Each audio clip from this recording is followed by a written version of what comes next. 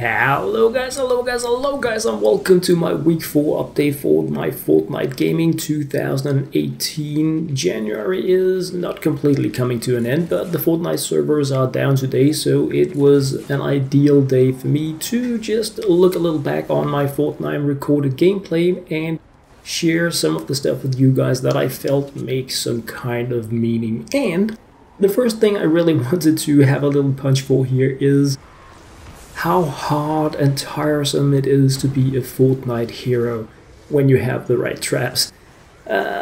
Moving towards the end game of Fortnite, a lot of the things you do that are base related can be really troublesome. Smashers, lobbers, flingers, propane tanks, things are blowing up all over the place, but if you can get the maps where you don't need to deal with the opponents in the traditional way, as in shooting them, life is just so much easier. Oh boy, have I been having many of these games lately. I have actually started to select, there she goes, maps based on locations. I can go into a map, find out if the atlas or whatever it is located near something that allows me to play the game in a more casual way, such as with these pushing traps, and then do that because we always win pretty much no matter where we play the maps. But these traps are very easy to produce. It is, I feel, very interesting to make these bases that optimize the amount of pushy pants in the missions. So yeah, I wanted to start out my look back at this week of gaming, featuring some of the ways I have been using these traps, because it is so much fun, and a lot of players in the end game are doing this anyway, so it's not like people are going to be looking weird at you for doing it.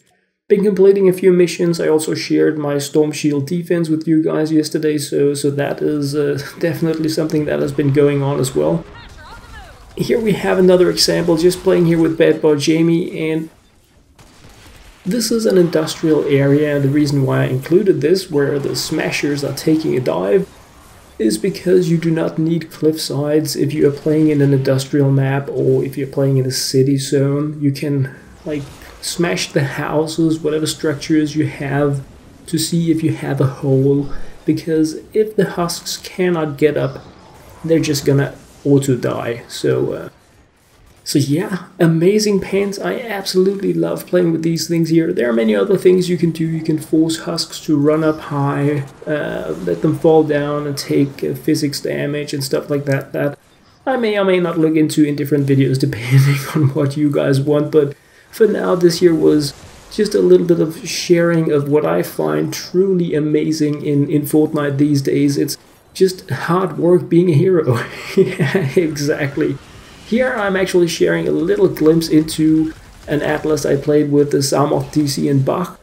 What I wanted to do was to defend an atlas without actually having based in the atlas, so that there is a completely open path from where the husks spawn into the actual atlas, and just having traps all the way around, doing all the mojo. And it worked out, let's say 70% as I intended. I actually ran out of trap durability, as you can see here. There are no traps on the walls and on the floor, meaning that they did their thing, but they kind of just ran out of mojo. So really fun to play with you guys in here once again, so thank you guys very much for helping me out with this testing as well. I know it was a different way to play it, but I feel we had beep loads of fun in there, absolutely.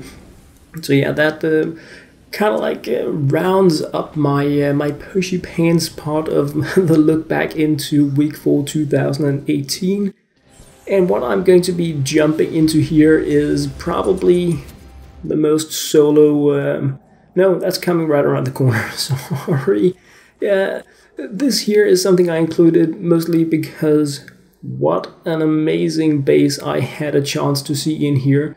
I've been playing a few times with Two Sweets, Scavenger 1 and Blaro. You guys are also freaking awesome, so fun to play with you guys, and I have the hugest amount of respect for the way you guys are also following each other in terms of game progression. But this year, look at how amazing this is.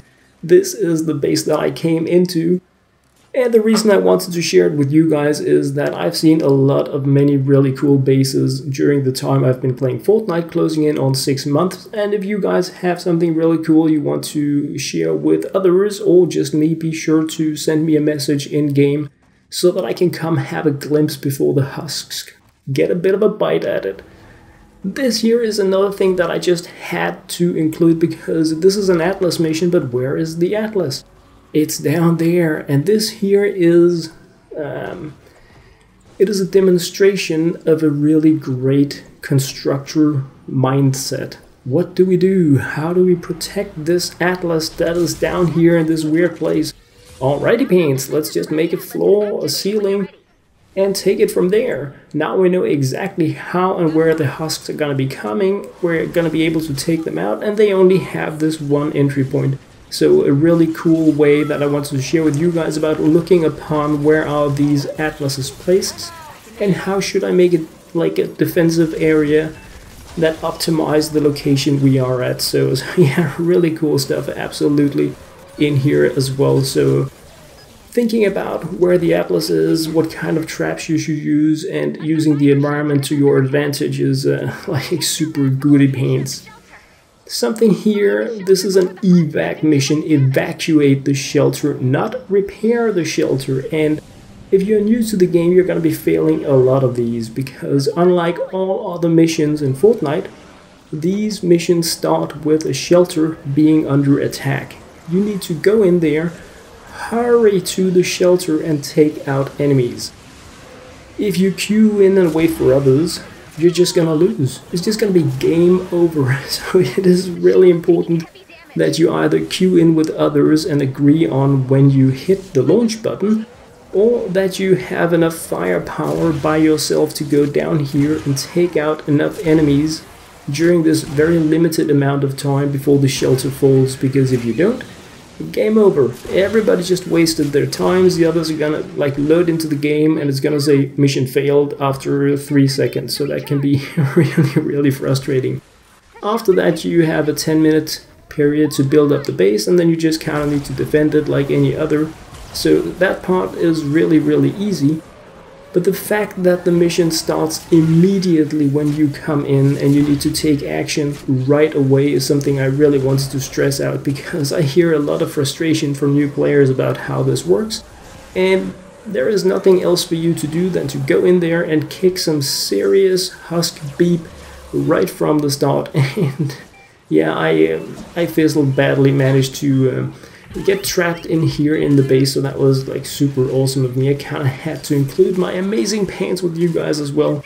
So yeah, easy as pie if you know what to do. If not, it is a really hard mission, because you're gonna be failing it over and over again until you kind of get the concept. You need to do massive damage right at the start. Also, things such as Outlanders are really good here because they can arrive at the area very fast. And they can use rocket launchers just as everyone else to do massive damage. So this is one of the mission types where I really feel Outlanders have a chance to shine in terms of getting the job done. So yeah, that was definitely something I wanted to include as well.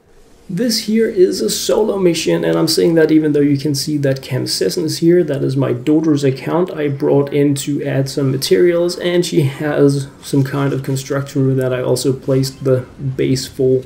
I had to complete a Triple Atlas at power level 88, and I couldn't really find anyone to help me with it. I mean, it's past midnight and everybody is asleep or doing something they find more interesting. Generally, these Triple Atlases are not that easy to find helpful, but I did manage to do it all by my lonesome, even though I did have my daughter's constructor in here as well, and that allowed me to finally push forward towards, yeah, you guys seen it, doing my Storm Shield defense.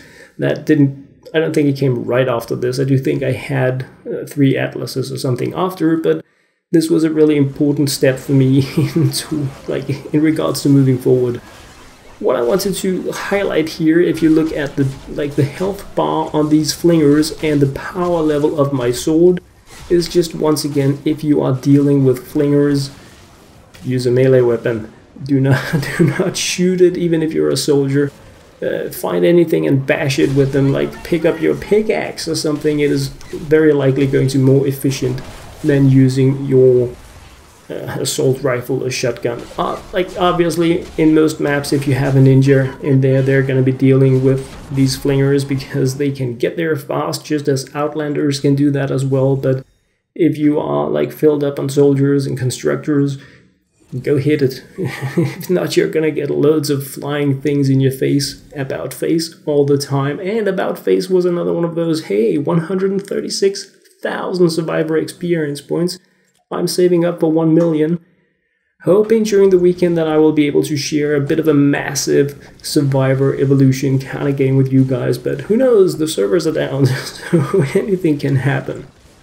This year is another thing I just wanted to briefly put in here. Outlanders, keen sight, an ability I never ever use when I'm playing with others, because I never really play Outlanders when I'm playing with others, but I use it very often when I need to farm crafting materials such as mechanical parts, or it could be I was about to say something almost intelligent.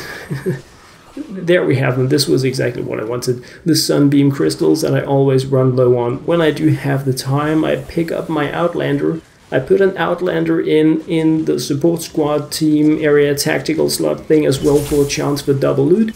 Then I go out, bash things, I find these epic chests.